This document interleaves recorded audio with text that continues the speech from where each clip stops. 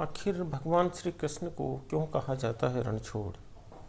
भगवान श्री कृष्ण के चमत्कार और लीलाओं के बारे में कौन नहीं जानता। वे भगवान विष्णु के अवतार थे।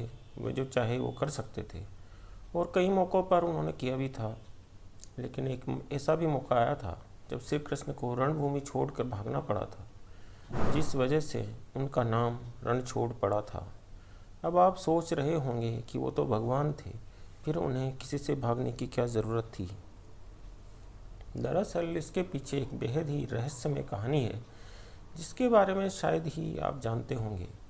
भगवान श्री कृष्ण का जन्म कंस का वध कर समस्त पृथ्वी लोक को उसके अत्याचारों से मुक्त करवाने हेतु हुआ था।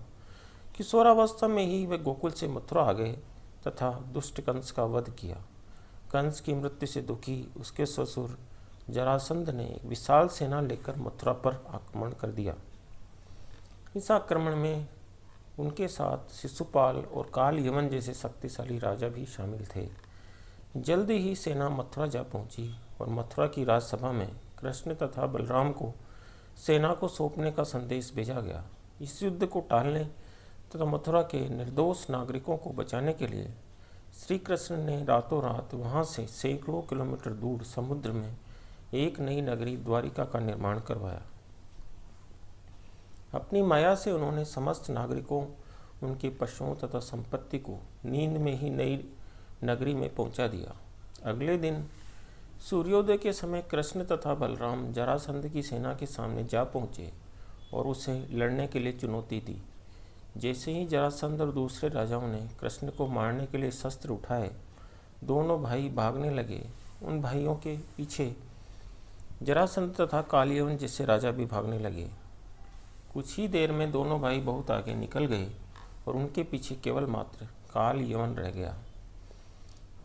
उसे देवताओं ने वरदान दिया था कि उसकी हत्या किसी अस्त्र या शस्त्र से नहीं होगी। ऐसे में वह निर्भीक था और लगातार श्री कृष्ण का पीछा करते करते एक गुफा में जा पहुंचा।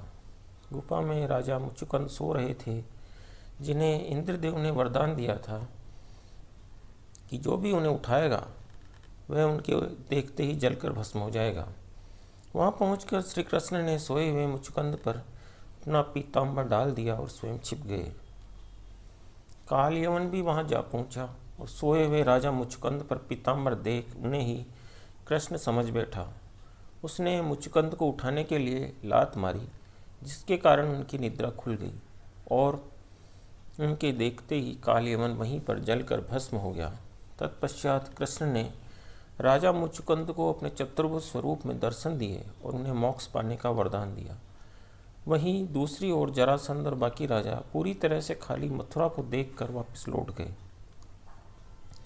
श्री कृष्ण चाहते तो स्वयं भी काल यवन और अन्य अधर्मी राजाओं का वध कर सकते थे, परंतु देवताओं के दिए वरदान का मान रखने के लिए उन्होंने काल यवन को राजा मुचुकुंद के हाथों मरवाया।